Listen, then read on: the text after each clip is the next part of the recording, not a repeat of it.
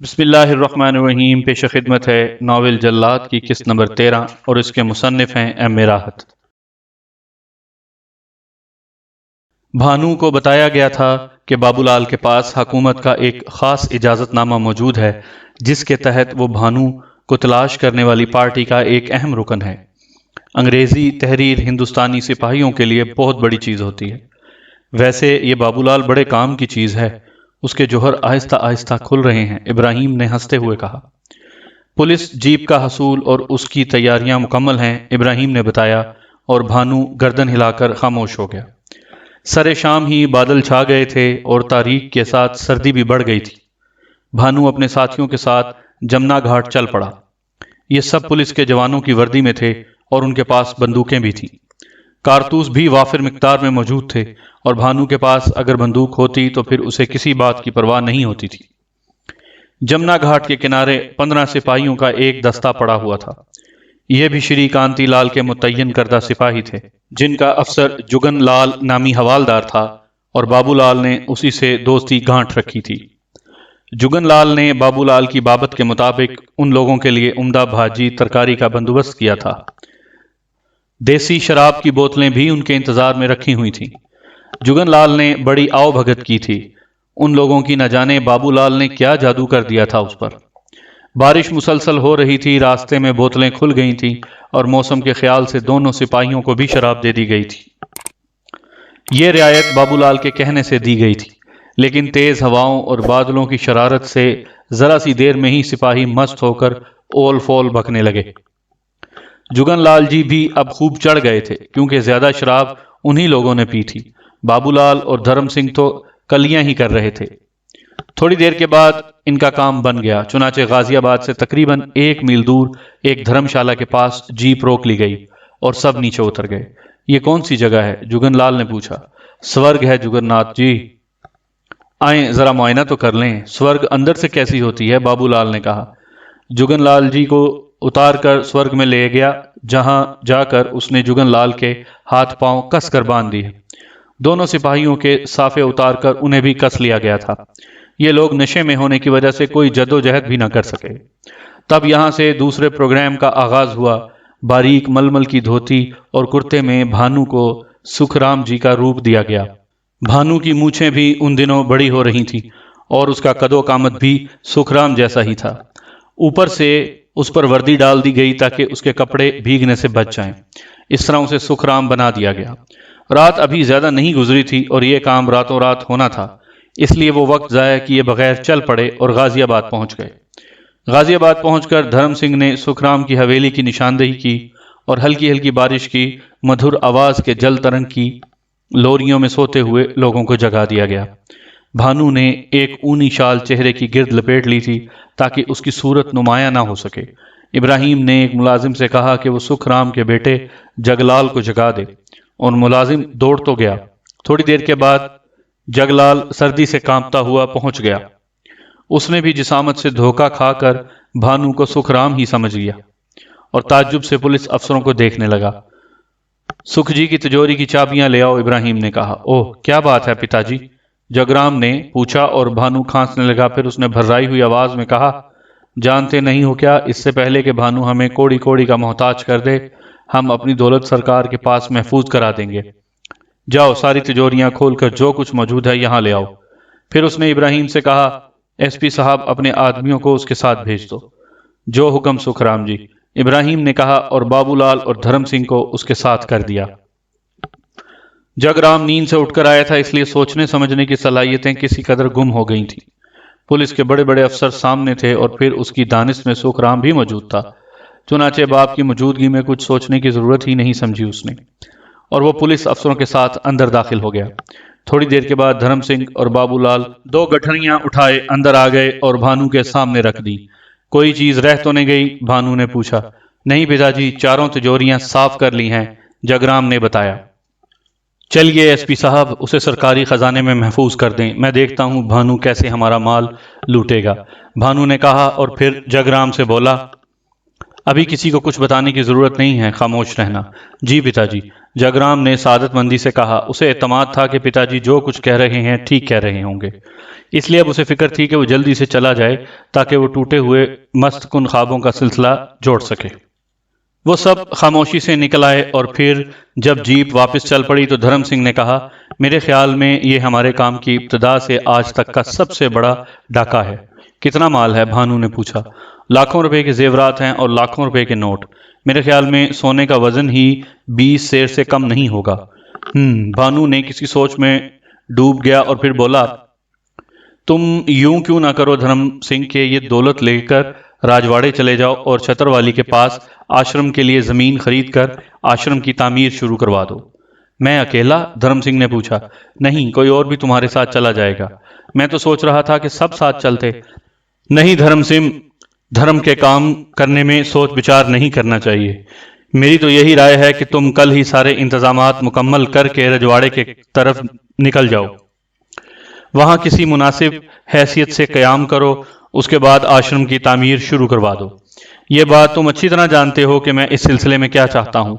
جب سارے کام مکمل کر لو تو کسی طرح مجھے اطلاع بھجوا دینا، میں آشرم کے مہورت کے وقت تمہارے پاس پہنچ جاؤں گا۔ اس دوران میں آشرم کے لیے دولت اکٹھی کر کے بھیجتا رہوں گا۔ بات یہ ہے دھرم سنگھ کہ ہم جو یہ سب کچھ کر رہے ہیں اس کا مقصد صرف یہی نہیں ہے کہ دولت لوٹیں اور گل چھرے اڑائیں، ہماری اس دولت کا صحیح مصرف بھی ہونا چاہیے۔ تم لوگوں کو یہ بات معلوم ہے کہ میں صرف دولت حاصل کرنے کے لیے ڈاکو نہیں بنا، بلکہ مجھے اس کام پر 2 چیزوں نے مائل کیا ہے، ماتا پتا کا انتقام اور ان غریبوں کی بے بسی جن کی فریاد سننے والا اس سنسار میں کوئی نہیں ہے۔ اگر ہماری لوٹی ہوئی دولت ضرورت مندوں کے کام نہ آ سکی تو پھر ہم بھی وہی روایتی ڈاکو بن جائیں گے جن کے خزانے پتھروں کے غاروں میں سڑتے رہتے ہیں اور پھر کسی ایسے آدمی کے ہاتھ لگ جاتے ہیں جو انہیں صرف اپنے مفاد کے لیے استعمال کرتا ہے۔ چنانچہ دھرم سنگھ، ہماری بے مقصد زندگی کو ایک مقصد مل جائے گا، کسی ذات پات کی دین دھرم کی پرواہ کیے بغیر اس آشرم سے ضرورت مندوں کو فائدہ پہنچنا چاہیے۔ تم اس کی تعمیر فوراً شروع کرواؤ۔ جیسی تمہاری مرضی بھانو، مجھے کوئی اعتراض نہیں ہے، لیکن بس اتنا سا دکھ ہے کہ تم سے دور ہو جاؤں گا۔ جیسی تمہاری مرضی بانو، مجھے کوئی اعتراض نہیں ہے، لیکن بس اتنا سا دکھ ہے کہ تم سے دور ہو جاؤں گا۔ دور نہیں ہوگے دھرم سنگھ، بھانو کا نام تمہارے کانوں تک پہنچتا رہے گا۔ اس کی کھوج کرتے رہنا، جہاں بھی اس کا نام سنو اور ملنے کو دل چاہے وہاں آ جانا۔ میں اس آشرم کے لیے دولت اکٹھی کروں گا اور تم اس کی تعمیر کراؤ گے۔ کام دونوں کا برابر ہے۔ ٹھیک ہے بھانو مہاراج، میں جانے کے لیے تیار ہوں، دھرم سنگھ نے کہا، اور بھانو نے اپنے دوستوں کی جانب رخ کر کے پوچھا، ابراہیم، بابو لال تمہارا اس بارے میں کیا خیال ہے؟ بالکل ٹھیک ہے بھانو، بھگوان ہمیں اتنا کچھ تو دے ہی رہا تھا کہ ہم آسانی سے اپنا پیٹ بھر رہے تھے۔ ہماری لڑائی ان ساہوکاروں سے ہے جنہوں نے دولت کے بل بوتے پر لوگوں کا جینا دو بھر کر رکھا ہے۔ ان کے پاس سے لوٹی ہوئی دولت کا اس سے اچھا مصرف اور کون ہو سکتا ہے؟ بابو لال نے بھانو کی بات سے اتفاق کرتے ہوئے کہا، اور بھانو ابراہیم کی طرف دیکھنے لگا۔ ابراہیم کے ہونٹوں پر مسکراہٹ پھیل گئی تھی۔ میں نے کبھی تم سے اختلاف کیا ہے بھانو؟ وہ بولا۔ بھانو نے خیالات میں ڈوبے ڈوبے گردن ہلا دی۔ جیپ تیز رفتاری سے دوڑتی ہوئی دہلی جا رہی تھی۔ اس وقت صبح کے ہلکے آثار نمودار ہونے لگے تھے۔ جب وہ دہلی میں اپنے ٹھکانے پر پہنچے، اس کے بعد بھانو نے ابراہیم کو وہ جیپ ٹھکانے لگانے کے لیے بھیج دیا۔ اپنے اپنے طور پر سبھی مصروف تھے۔ بات صرف ایک کانتی لال کی نہیں تھی، یہ ذمہ داری پورے محکمے پولیس کی تھی، اور خاص طور سے یہ بات معلوم ہونے کے بعد کہ بھانو دہلی میں موجود ہے، سب ہی خوف زدہ تھے کہ کب اور کہاں وہ کوئی خون ریز واردات کر بیٹھے۔ پولیس پوری طرح چوکنی تھی۔ دہلی کے چپے چپے پر پولیس تعینات تھی اور دن رات گشت کرتی رہتی تھی۔ اس کے علاوہ بڑے بڑے سیٹھوں اور ساہوکاروں نے الگ ناک میں دم کر رکھا تھا۔ انہوں نے پولیس کمشنر کو درخواستیں دی تھیں کہ اس سے قبل کہ وہ بھانو کے ہاتھوں لٹ جائیں، ان کی حفاظت کا معقول بندوبست کیا جائے۔ چنانچہ خصوصی احکامات کے تحت پولیس کے سادہ لباس والے جوان اور افسران امراء کی کوٹھیوں پر تعینات کر دیے گئے تھے۔ بڑے بڑے بازاروں میں، جوہریوں کی دکانوں اور دوسری بڑی بڑی کاروباری جگہوں پر بھی پولیس چوکس تھی۔ گویا ہر جگہ بھانو کے استقبال کی تیاریاں مکمل تھیں۔ شری کانتی لال جی الگ پریشان پھر رہے تھے۔ انہوں نے اپنے طور پر بھانو سے نمٹنے کی کسی کوشش میں کوئی کمی نہیں چھوڑی تھی، لیکن تقدیر ہی ساتھ نہیں دے رہی تھی۔ ابھی تک بھانو کا کوئی سراغ نہیں مل سکا تھا۔ روٹھی تقدیر کو منانے اور اپنی عزت بچانے کے لیے کانتی لال جی چھپ کر دیوی دیوتاؤں کے چرنوں میں بھی گئے، منتیں مانی اور بھیٹ دی تھی۔ 2 دن سے وہ سخت مصروف تھے اور انہیں ایک پل کی فرصت بھی نہیں ملی تھی۔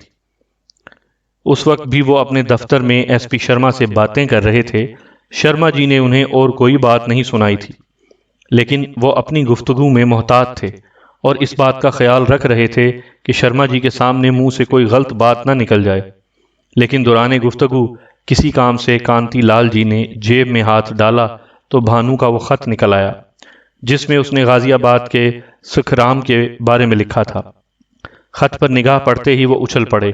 منگل کا دن گزر گیا تھا، آج بدھ تھا، لیکن بھانو کی کسی واردات کے بارے میں کوئی اطلاع نہیں ملی تھی۔ ان کے دل میں اطمینان کی لہریں دوڑ گئیں۔ اس کا مطلب ہے کہ بھانو نے انہیں واقعی دھوکہ دینے کی کوشش کی تھی، اور ان کی اس سخت محنت سے بھانو کو دہلی میں ابھی تک کوئی واردات کرنے کی جرت نہیں ہوئی تھی۔ لیکن اس خیال کے ساتھ ساتھ ہی انہیں بھانو کا وہ چالاک ساتھی بھی یاد آ گیا جس نے ایک بار انہیں بیرا بن کر دھوکہ دیا تھا اور دوسری بار وہ سکھرام بن کر ان کے پاس آیا تھا۔ ان دنوں کی شدید مصروفیات کی وجہ سے انہیں وہ شخص یاد ہی نہیں آیا تھا، لیکن اس کا خیال کر کے ان کے ہونٹوں پر بے اختیار مسکراہٹ پھیل گئی۔ شرما جی ان کے چہرے کے اتار چڑھاؤ کا جائزہ لے رہے تھے۔ خیریت کانتی لال جی، کیا کسی محبوبہ کا خط آ گیا ہے؟ شرما جی نے مسکراتے ہوئے پوچھا۔ یہی سمجھ لیں شرما جی، اس ظالم محبوبہ نے ناک میں دم کر رکھا ہے ان دنوں۔ کانتی لال نے اب یہ خط شرما جی سے چھپانا ضروری خیال نہ کیا تھا۔ شرما جی نے مسکراتے ہوئے خط لے لیا، لیکن خط پڑھ کر ان کی آنکھیں حیرت سے پھیل گئی تھیں۔ یہ خط کب ملا آپ کو؟ وہ بولے۔ 2-3 دن پہلے کی بات ہے۔ کمبخت بھانو نے پھر ایک خطرناک چال چلنے کی کوشش کی تھی، کانتی لال نے کہا۔ مگر آپ نے اس خط کے نتیجے میں کیا کارروائی کی کانتی لال جی؟ یہ خط تو بڑا تشویشناک ہے۔ کوئی کارروائی نہیں کی۔ اس کی یہ کوشش پہلی کوشش سے مختلف نہیں تھی۔ اس خط سے پہلے بھی اس نے مجھے ایک خط لکھا تھا جس میں پیشکش کی تھی کہ میں اس سے ہار مان کر ممبئی واپس چلا جاؤں، ورنہ وہ میرے لیے کوئی دوسری مصیبت کھڑی کر دے گا۔ مگر اس بار میں اس کی چال میں نہیں آیا۔ میں نے اس خط پر کوئی توجہ نہیں دی، یہاں دہلی میں موجود معزز لوگوں کی حفاظت پر پوری توجہ مرکوز کر دی۔ میں جانتا تھا کہ وہ مجھے دہلی سے ہٹانا چاہتا ہے تاکہ یہاں اپنی کارروائی کے لیے میدان صاف کر لے۔ اپنی دانست میں اس نے اس چال کو مضبوط کرنے کے لیے اپنے اسی ہرکارے کو بھی میرے پاس بھیجا جس نے ایک بار مجھے ہوٹل لے جا کر بے وقوف بنایا تھا، لیکن اس بار وہ ہرکارہ بھی میری گرفت میں آ گیا ہے۔ گرفت میں آ گیا ہے کیا مطلب؟ شرما جی نے پھر حیرت سے پوچھا۔ بند کر رکھا ہے میں نے سسرے کو، اگر مصروف نہ ہوتا تو اب تک اس کی زبان بھی کھلوا چکا ہوتا۔ اب بھی وہ آپ کی قید میں ہے؟ ہاں، میرے آدمی اس کی سخت نگرانی کر رہے ہیں۔ نکل نہیں سکے گا سسرا؟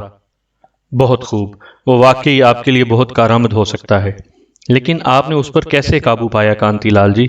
بس شرما صاحب، یہ خط دیکھیے۔ کانتی لال نے تیسرا خط نکال کر شرما جی کے حوالے کر دیا۔ یہ وہ خط تھا جو سکھرام نے کانتی لال کو دیا تھا۔ شرما جی خط پڑھ کر سوالیہ نگاہوں سے کانتی لال جی کو دیکھنے لگے۔ یہ خط سکھرام جی کو ملا تھا اور سکھرام جی یہ خط لے کر دوڑے دوڑے میرے پاس پہنچ گئے۔ بس اسی وقت میں نے سکھرام جی کو دھر لیا، کانتی لال نے فخریہ بتایا۔ کیسے دھر لیا؟ شرما جی اچھل پڑے۔ سکھرام جی کو یا بھانو کے اس خطرناک آدمی کو جس نے ہوٹل کا بیرا بن کر مجھے دھوکہ دیا تھا؟ لیکن شرما جی، میرا نام کانتی لال ہے، بار بار تو وہ سسرا میری آنکھوں میں دھول نہیں جھونک سکتا۔ اوہ، تو آپ نے اسے پہچان لیا تھا؟ شرما جی کسی قدر مطمئن ہو گئے۔ ایک بار دھوکہ کھایا جا سکتا ہے شرما جی، بار بار نہیں۔ اس سے کچھ اور معلومات حاصل ہوئی آپ کو؟ میں نے بتایا نا کہ ان کی مصروفیات میں ملاقات کہاں سے ہوتی۔ آپ نے دیکھا میرا اندازہ کس قدر درست نکلا ہے۔ سکھرام جی کے یہاں سے کوئی اطلاع ملی؟ بھانو نے یہ چال صرف اس لیے چلی تھی کہ مجھے دلی سے ہٹا دے۔ آپ نے کسی کو سکھرام جی کے گھر خیریت لینے کے لیے غازی آباد بھیجا؟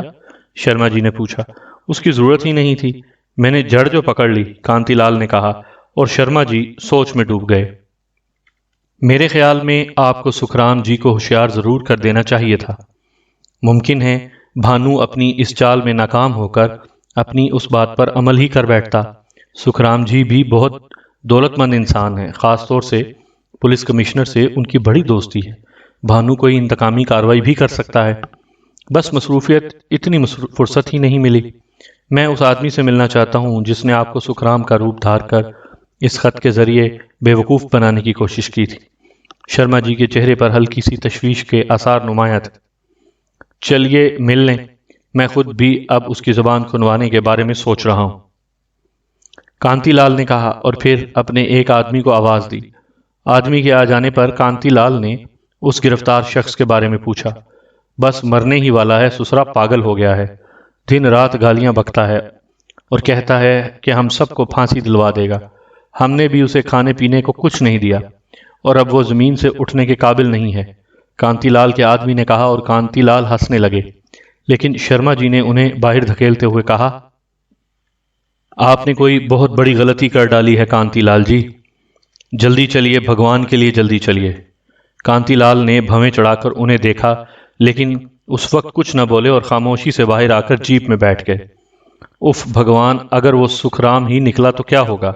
کیا آپ سکھرام جی کو پہچانتے ہیں کانتی لال مہاراج؟ نہیں، پہچانتا تو نہیں ہوں، مگر میں آپ کا مطلب نہیں سمجھا۔ سمجھ جائیں گے، سمجھ جائیں گے، ڈرائیور گاڑی تیز چلاؤ، شرما جی نے بے چینی سے کہا، اور ڈرائیور نے جیپ کی رفتار تیز کر دی۔ کھانا کیوں نہیں دیا آپ نے اسے؟ اس نے جو مجھے گدھا بنایا وہ ٹھیک تھا؟ اس کے باوجود یہ غیر قانونی بات ہے۔ قانون شکنوں کے ساتھ میں یہی سلوک مناسب سمجھتا ہوں۔ ممبئی میں بھی میرا یہی طریقہ کار تھا۔ او ہو، ممبئی کی بات نہ کریں کانتی لال جی، آپ نے اچھی طرح جانچ پڑتال کیے بغیر اس شخص کو اس طرح قید کر لیا ہے، نہ صرف قید کیا ہے بلکہ اس کے ساتھ یہ سلوک کر ڈالا ہے۔ اگر وہ سکھرام ہی نکلا تو کیا ہوگا؟ آپ نہیں جانتے سکھرام پولیس کمشنر کی ناک کا بال ہے۔ شرما جی کی یہ دل دہلا دینے والی اطلاع سن کر کانتی لال کا دل بھی دھڑکنے لگا تھا۔ اس کے بعد راستے بھر خاموشی رہی، دونوں اپنی اپنی سوچوں میں ڈوبے رہے تھے، یہاں تک کہ وہ جگہ آ گئی جہاں کانتی لال کے آدمیوں نے سکھرام کو قید کر رکھا تھا۔ نہایت غلیظ کوٹھڑی تھی جس کے کھردرے فرش پر سکھرام نیم غشی کی کیفیت میں پڑا ہوا تھا۔ شرما جی کے اشارے پر کانتی لال کے آدمی اسے کوٹھڑی سے نکال کر ایک صاف کمرے میں لے آئے۔ شرما جی نے صاف پہچان لیا کہ وہ سکھرام تھا اور ان کا چہرہ اتر گیا۔ سکھرام نیم بے ہوشی کے عالم میں تھا۔ شرما جی نے سرد نگاہوں سے کانتی لال کو دیکھا۔ افسوس کانتی لال جی، اس سلسلے میں بھی آپ کی کوئی مدد نہیں کر سکوں گا۔ کیا مطلب؟ یہ سکھرام جی ہی ہیں؟ مگر کانتی لال ہکلا کر بولے، آپ نے ان کی جو درگت بنائی ہے اس کے لیے آپ جواب دہ ہیں۔ براہ کرم انہیں میری کوٹھی پر پہنچا دیں، میں یہاں ان سے گفتگو نہیں کر سکتا۔ میں خود آپ کے جرم میں شریک کر کے اپنی پوزیشن خطرے میں نہیں ڈال سکتا۔ آپ کو یقین ہے کہ یہ سکھرام ہی ہیں؟ کانتی لال نے ڈوبتی آواز میں پوچھا۔ جی ہاں، مجھے یقین ہے، شرما جی بولے اور واپسی کے لیے پلٹ پڑے۔ کانتی لال اپنی جگہ کھڑے رہ گئے تھے۔ یہ ان کے تابوت میں آخری کیل تھی۔ اس کے بعد ان کے بچنے کی کوئی صورت نہیں تھی۔ ان سے ایک اور بڑی غلطی ہو گئی تھی۔ اب کیا کروں وہ سوچتے رہے، لیکن کوئی ترکیب سمجھ میں نہیں آ رہی تھی۔ شرما جی افسر تھے، اس لیے بہرحال سکھرام جی کو ان کے پاس پہنچانا بھی ضروری تھا۔ شرما جی جا چکے تھے۔ اس مرحلے پر انہوں نے کوئی ذمہ داری قبول نہیں کی تھی اور اپنی جان بچا کر چلے گئے تھے۔ بہرحال اب جو کچھ بیتنی تھی ان پر ہی بیتنی تھی۔ وہ سکھرام جی کو لے جانے کے لیے تیاریاں کرنے لگے۔ دوسری طرف شرما جی بھی سخت پریشان تھے۔ انہوں نے فوراً چند لوگوں کو غازی آباد دوڑایا تاکہ بھانو کے خط کا نتیجہ معلوم کر سکیں۔ ان لوگوں کو انہوں نے ہدایت کی تھی کہ تفصیلات معلوم کر کے فوراً واپس پہنچے۔ کانتی لال کے بارے میں شرما جی نے بہت سی باتیں سنی تھیں کہ انہوں نے بڑے بڑے مجرموں کو ٹھکانے لگایا ہے، مگر یہاں آ کر تو کانتی لال سدھ بدھ ہی کھو بیٹھے تھے، ہر کام الٹا کر رہے تھے۔ اس میں کوئی شک نہیں تھا کہ بھانو عام مجرموں کی طرح نہیں تھا اور اس کے ہتھ کنڈے بہت خطرناک تھے، لیکن کانتی لال خود بھی تو حماقتیں کر رہے تھے۔ ایک ہندوستانی ہونے کے ناطے انہیں کانتی لال سے ہمدردی ضرور تھی، لیکن اب وہ اتنا بڑا عذاب اپنے سر نہیں لے سکتے تھے۔ دوسری طرف انہوں نے فوری طور پر ڈاکٹر کو بھی طلب کر لیا اور کانتی لال کی آمد کا انتظار کرنے لگے۔ ڈاکٹر صاحب آ گئے تھے اور ان کے تھوڑی دیر کے بعد کانتی لال سکھرام کو بھی لے کر آ گئے۔ ڈاکٹر صاحب کو صورتحال بتائی گئی۔ انہوں نے سکھرام کو دیکھا اور بولے، تشویش کی بات نہیں ہے، بھوکے پیاسے رہنے سے یہ حالت ہو گئی ہے۔ فوری غذا دی گئی تو حالت بگڑ جائے گی، اس لیے تھوڑے سے دودھ سے ابتدا کی جائے۔ اور سکھرام جی کو دودھ دیا گیا۔ ڈاکٹر صاحب نے طاقت کی کچھ دوائیں بھی دودھ کے ساتھ استعمال کے لیے دے دی تھیں۔ بہرحال ان کارروائیوں پر عمل ہونے لگا اور سکھرام جی کی حالت بحال ہونے لگی۔ ہوش میں آنے کے بعد ان کی نگاہ کانتی لال پر پڑی تو وہ چراغ پا ہو گئے۔ تمہیں وہ گھونسا دکھا کر بولے، تمہیں اگر پھانسی نہ لگوائی تو نام نہیں۔ شرما جی کانتی لال کو ساتھ لے کر دوسرے کمرے میں آ گئے۔ میں نے چند لوگوں کو غازی آباد دوڑایا ہے، دیکھیں وہاں سے کیا اطلاع ملتی ہے۔ تو کیا آپ کے خیال میں؟ ہاں، آپ نے بھانو کے لیے جو آسانیاں فراہم کر دی تھیں ان کے تحت مجھے شبہ ہے کہ بھانو نے اپنی دھمکی کو عملی جامہ ضرور پہنایا ہوگا۔ اب میں کیا کروں؟ کانتی لال بولے۔ افسوس کانتی لال جی، یہ آپ کا ذاتی معاملہ ہے۔ اس سلسلے میں اگر آپ کی کوئی مدد کرنا بھی چاہوں تو نہیں کر سکتا۔ اگر آپ اس کارروائی کی اطلاع مجھے دے دیتے تو میں کم از کم آپ کو کوئی مشورہ ہی دے سکتا تھا، لیکن آپ نے مصلحت کے تحت یہ بات مجھ سے پوشیدہ رکھی۔ اب آپ اس سلسلے میں کیا کریں گے؟ کچھ بھی نہیں، یہ کیس ابھی آپ کے پاس ہے۔ ہاں، ایک معزز آدمی کی تیمارداری ضرور کروں گا، اور اس کے بعد سکھرام جی جو کچھ بھی کریں گے اس کے ذمہ دار وہ خود ہوں گے۔ بہتر ہے مجھے اجازت دیں۔ اگر آپ چاہیں کانتی لال تو میرے آدمیوں کی واپسی کا انتظار کر لیں۔ شرما جی نے پیشکش کی، لیکن کانتی لال نہ رکے۔ انہوں نے کہا یہ اطلاع مجھے بھجوا دی جائے اور اس کے بعد وہ وہاں سے چلے آئے۔ انہوں نے سب سے پہلے استعفیٰ تیار کیا تھا۔ صورتحال کا اندازہ انہیں بخوبی ہو گیا تھا۔ پولیس کمشنر کے آئندہ رویے کا تعین بھی کر چکے تھے، چنانچہ اب واپسی کی تیاریوں کے علاوہ اور کوئی چارہ نہ تھا۔ دوپہر کو انہیں شرما جی کی طرف سے اطلاع مل گئی۔ شرما جی نے اطلاع بھجوائی تھی کہ ان کے آدمیوں کے ساتھ سکھرام جی کا بڑا بیٹا جگرام بھی آیا ہے اور اس نے ایک خوفناک کہانی سنائی ہے۔ کہانی یہ ہے کہ بھانو ان کی ساری تجوریاں خالی کر کے لے گیا ہے، اور یہ کام اس نے سکھرام کے حلیے میں کیا ہے۔ اگر سکھرام جی اس طرح قید نہ ہوتے اور ان کے بارے میں ان کے اہل خاندان کو معلوم ہوتا تو شاید وہ اس طرح دھوکہ نہ کھاتے۔ کانتی لال اس اطلاع پر خاموش رہ گئے تھے۔ بھانو نے انہیں بری طرح شکست دی تھی اور اب وہ منہ دکھانے کے قابل نہیں رہ گئے تھے۔ شام کے 5 بجے پولیس کمشنر کے ہاں طلبی ہو گئی۔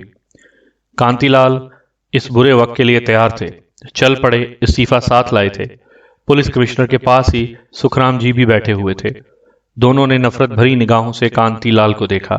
سکھرام جی کے ساتھ آپ نے جو سلوک کیا ہے کانتی لال، اس کے لیے کون سی سزا مناسب رہے گی؟ جو آپ پسند کریں۔ میں پوچھتا ہوں آپ کو پولیس میں یہ عہدہ ملا کس طرح؟ بس یہ سوال میرے افسروں سے ہی کیا جا سکتا ہے۔ میں حسب الحکم استعفیٰ لے کر حاضر ہوا ہوں، کانتی لال جی نے کہا۔ استعفیٰ؟ پولیس کمشنر بھڑک اٹھا۔ کیسا استعفیٰ؟ میں نے آپ کی گرفتاری کے احکامات جاری کر دیے ہیں۔ آپ پر اس جرم میں مقدمہ چلایا جائے گا۔ آپ کو اس کی عبرتناک سزا ملے گی۔ بہتر ہے، کانتی لال نے کہا، اور پولیس کمشنر نے انہیں پولیس کی تحویل میں دے دیا۔ یہ کانتی لال جی کا انجام تھا۔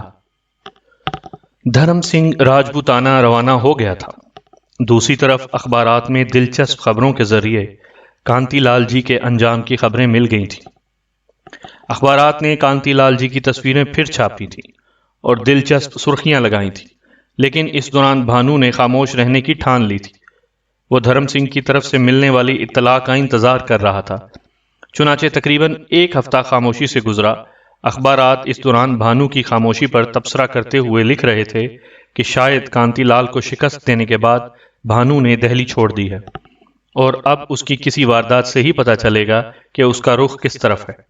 بھانو نے بیکاری کے ان لمحات کو گزارنے کے لیے کئی بار مختلف تجاویز پیش کی، لیکن اس کے دوست ابراہیم نے سختی سے اسے باز رکھا، اور یہ صرف ابراہیم کی ذات تھی کہ بھانو اپنے ارادوں سے باز رہا، ورنہ اس نے زندگی میں کسی کی بات ماننا سیکھا ہی نہ تھا۔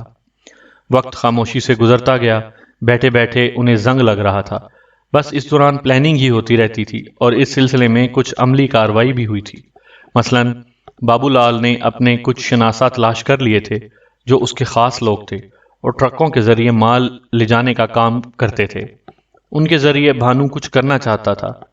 11ویں دن دھرم سنگھ کی طرف سے اطلاع ملی کہ وہ لوگ خاموشی اور حفاظت سے اپنی جگہ پہنچ گئے ہیں اور کوئی خطرہ درپیش نہیں ہے۔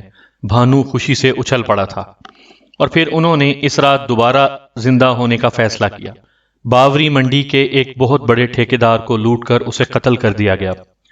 اس کی لاکھوں روپے کی دولت بھانو کے قبضے میں چلی گئی تھی۔ اسی وقت 3 کوٹھیوں میں ڈاکے ڈالے گئے جن میں 5 آدمیوں کو قتل کرنا پڑا تھا۔ دوسری صبح بڑی تہلکہ خیز تھی۔ پولیس کے محکموں میں کھلبلی مچی ہوئی تھی۔ انگریز افسران الگ اس مصیبت سے نمٹنے کے لیے سر جوڑ کر بیٹھ گئے تھے۔ لیکن دوسری رات اس سے بھی زیادہ خوفناک تھی۔ اس رات بھی بھانو نے 5 ڈاکے ڈالے تھے اور کافی خون ریزی کی تھی۔ لیکن اس کے بعد بھانو نے یہاں رکنے کا فیصلہ نہیں کیا تھا۔ دہلی میں اس کا کام ختم ہو گیا تھا اور اس رات ان کا یہاں سے نکل جانے کا پروگرام تھا۔ بابو لال نے پہلے ہی اس کا بندوبست کر لیا تھا۔ ایک مال بردار ٹرک جس میں بہت سا سامان لدا ہوا تھا انہیں لے کر چل پڑا۔ بابو لال، اس کا ٹرک ڈرائیور اور باقی تمام لوگ یعنی بھانو اور ابراہیم مزدوروں کے لباس میں موجود تھے۔ راستے میں انہوں نے انگریزی پولیس کے انتظامات دیکھے۔ پولیس ایک ایک چیز کو چیک کر رہی تھی اور بڑی تندہی سے کام ہو رہا تھا۔ 2 جگہ سے تو وہ پولیس کے نرغے سے نکل آئے، لیکن تیسری جگہ چیکنگ بڑی زبردست تھی۔ یہاں تقریباً 10 پولیس والے موجود تھے جن کی قیادت ایک ذہین پولیس افسر کر رہا تھا۔ پولیس کے اشارے پر انہوں نے ٹرک روک لیا۔ افسر نے انہیں کرخت نگاہوں سے گھورتے ہوئے کہا، نیچے اتر آؤ، اور وہ لوگ نیچے اتر آئے۔ ان سے مال کے کاغذات طلب کیے گئے تو بابو لال نے خاموشی سے کاغذات ان کے سپرد کر دیے۔ افسر نے کاغذات دیکھے اور پھر سپاہیوں سے بولا، ٹرک پر چڑھ جاؤ اور سارا مال اتار اتار کر نیچے ڈال دو۔ اس کے حکم پر سپاہی ٹرک پر چڑھ گئے تو بابو لال نے عاجزی سے آگے بڑھ کر کہا، سرکار ہم صرف 3 آدمی ہیں، اگر سارا مال اتر گیا تو رات تک دوبارہ ٹرک پر نہیں چڑھا سکیں گے۔ تلاشی ضرور ہوگی، تلاشی کو منع نہیں کرتے سرکار، مگر مال نیچے نہ اتارا جائے۔ بکواس مت کرو، ایک طرف کھڑے ہو جاؤ، افسر نے نخوت سے کہا، اور بابو لال خاموش ہو گیا۔ اس دوران بھانو کرب و جوار میں نگاہیں دوڑاتا رہا تھا۔ وہ اطراف کا جائزہ لے رہا تھا۔ اس نے اندازہ لگا لیا کہ پولیس کا کوئی اور دستہ آس پاس موجود نہیں ہے۔ دوسری طرف پولیس کے بندوق بردار جوان ٹرک پر چڑھ کر اس پر لدا ہوا سامان نیچے پھینکنے میں مصروف ہو گئے تھے۔ تب بھانو کی آواز ابھری، دیکھ کیا رہے ہو رے، اوپر جا کر پولیس کی مدد کرو، وہ اپنا فرض پورا کر رہے ہیں، تم اپنا فرض پورا کرو۔ ابراہیم اور بابو لال سمجھ گئے کہ بھانو نے کیا اشارہ دیا ہے، چنانچہ افسر پر توجہ دیے بغیر وہ خود بھی ٹرک پر چڑھ گئے اور مال کے بورے ٹرک سے اتار اتار کر نیچے پھینکنے لگے۔ افسر نے کچھ کہنے کے لیے منہ کھولا، لیکن پھر ان دونوں کو بورے اتارتا دیکھ کر خاموش ہو گیا۔ بھانو خود بھی ٹرک پر پہنچ گیا اور اس نے ابراہیم کو اشارہ کیا۔ ابراہیم نے مسکراتے ہوئے گردن ہلا دی تھی۔ پولیس والوں کے کندھوں سے بندوقیں لٹکی ہوئی تھی اور وہ کافی دقت سے بورے اتار رہے تھے۔ ان تینوں نے ان کی مدد کرتے ہوئے کئی بورے نیچے پھینکے اور پھر بھانو اور ابراہیم نے ایک وزنی بورے کا انتخاب کر کے اسے اٹھا لیا۔ انہوں نے پولیس افسر کو دیکھا اور پھر پوری قوت سے بورا اس پر اچھال دیا۔ وزنی بورے کی لپیٹ میں آ کر پولیس افسر بری طرح زمین پر گرا۔ اس کے حلق سے کری آواز نکل گئی تھی اور اس کے ساتھ ہی تینوں نے ٹرک پر موجود سپاہیوں پر حملہ کر دیا۔ آن کی آن میں انہوں نے کئی سپاہیوں کو نیچے پھینک دیا۔ بھانو نے ان میں سے ایک کی بندوق چھین لی اور سب سے پہلے اس نے پولیس افسر کو گولی مار کر ٹھنڈا کر دیا۔ اس کے بعد نیچے گر کر اٹھنے والے سپاہیوں کو نشانہ بنانا شروع کر دیا۔ اس دوران انہوں نے دوسری بندوقیں بھی سنبھال لی تھی۔ زبردست فائرنگ کر کے انہوں نے ان سب کو ہلاک کر دیا اور پھر بابو لال فائر ٹرک سے نیچے کود گیا۔ اس نے اسٹیئرنگ سنبھال لیا۔ بھانو اور ابراہیم پیچھے ہی بندوقیں سنبھال کر بیٹھ گئے۔ بھانو نے بابو لال کو ہدایت دی، اگر آگے پولیس والے نظر آئیں تو ٹرک کی رفتار اس طرح سے سست کر لینا جیسے روک رہے ہو، لیکن روکنے کی ضرورت نہیں ہے۔ ٹھیک ہے، بابو لال نے جواب دیا۔ لیکن شکر ہے اس کی نوبت نہ آئی۔ یہ دہلی کے نواح میں آخری عارضی چوکی تھی جہاں انہیں کارروائی کرنی پڑی تھی۔ اس کے بعد انہیں کوئی رکاوٹ پیش نہیں آئی اور وہ ایک آبادی کے قریب پہنچ گئے۔ یہاں رکنا مناسب نہیں تھا کیونکہ بہرحال پولیس یہاں بھی موجود ہوگی۔ اگر عام حالات ہوتے تو انہیں پولیس کی کوئی پرواہ نہ تھی، لیکن اس وقت بہت بڑی رقم ان کے پاس تھی جو آشرم کی امانت تھی، اس لیے اس کی حفاظت کا مسئلہ درپیش تھا۔ جب کوئی اور خاص واقعہ پیش نہ آیا تو بھانو اور ابراہیم بھی بابو لال کے پاس آ بیٹھے۔ بھانو نے کہا، اگر ہم نے کسی آبادی کا رخ کیا تو خطرات میں گھر جائیں گے۔ پولیس شہروں کے درمیان بھی گشت کر رہی ہے، اس لیے اب تک ان پولیس والوں کی موت کی اطلاع حکومت کو ہو گئی ہوگی۔ ہمیں یہ رقم کسی ویران جگہ محفوظ کر کے ٹرک چھوڑ دینا چاہیے۔ یہ کون سی بڑی بات ہے؟ آگے کہیں کسی جگہ ٹرک روک کر مال اتار لیتے ہیں، رات کسی چھوٹے سے دیہات میں گزار لیں گے۔ تم ان علاقوں سے واقف ہو بابو لال، جیسا تم مناسب سمجھو۔ تھوڑے سے فاصلے پر ایک گاؤں امداد گڑھی ہے، اس کے اطراف میں ویرانے پھیلے ہوئے ہیں، ہم مال وہیں کہیں چھپا دیں گے اور پھر امداد گڑھی میں قیام کریں گے۔ ٹھیک ہے، یہ ذمہ داری تمہاری ہے، بھانو نے بابو لال پر مکمل اعتماد کر کے کہا، اور بابو لال نے ٹرک کی رفتار تیز کر دی۔ امداد گڑھی کی دھرم شالہ اس کام کے لیے منتخب کی گئی جو آبادی سے 2 میل دور تھی اور اتفاق سے ہی نگاہوں میں آ گئی تھی۔ اطراف میں کوئی موجود نہیں تھا، چنانچہ مال یہاں اتار لیا گیا جو 3 مضبوط بوروں میں سلا ہوا تھا۔ دھرم شالہ کی اطراف پیپل اور برگد کے درختوں کا ایک طویل سلسلہ پھیلا ہوا تھا۔ پرانے برگد کے کئی درخت ان کے کام کے لیے موزوں تھے، چنانچہ تینوں نے خوب محنت سے بڑے بڑے گڑھے کھودے اور بورے احتیاط سے وہاں اتار دیے۔ اس کام میں کئی گھنٹے لگ گئے۔ جب وہ فارغ ہوئے تو تھکن سے چور چور تھے۔ اب اس ٹرک کا کیا کیا جائے؟ بھانو نے پوچھا۔ اس کے لیے بھی میں سوچ چکا ہوں، بابو لال مسکرا کر بولا۔